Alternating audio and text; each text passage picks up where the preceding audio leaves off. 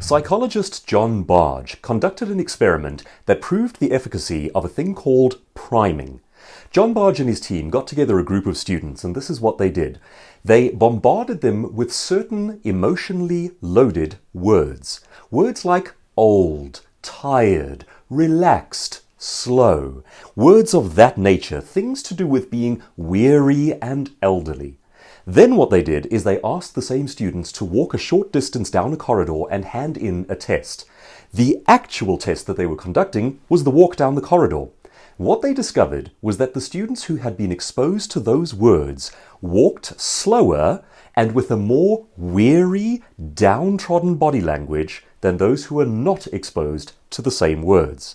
It's called priming, and essentially what it does is this. When we hear certain words in our psyche, they ping various connections and various associations around the mind, and it awakens ideas and makes you more susceptible to them, more prone to them, and more engaged with that way of thinking. Of course, the gold here is that we can use it the other way around.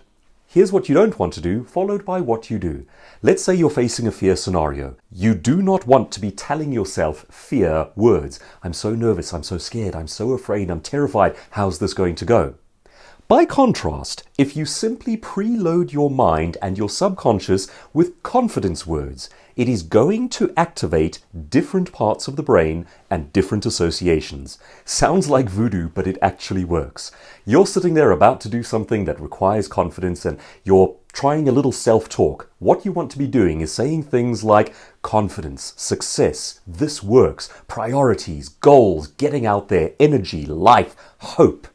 Those kinds of keywords will activate different parts of your brain and they will draw on all of the things that your brain associates with those words.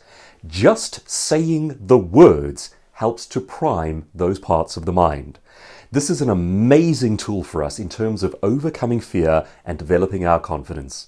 What are you facing that requires that you be able to put your best self forward? What if you simply sat there beforehand saying things like hope, confidence, joy, progress, achievement?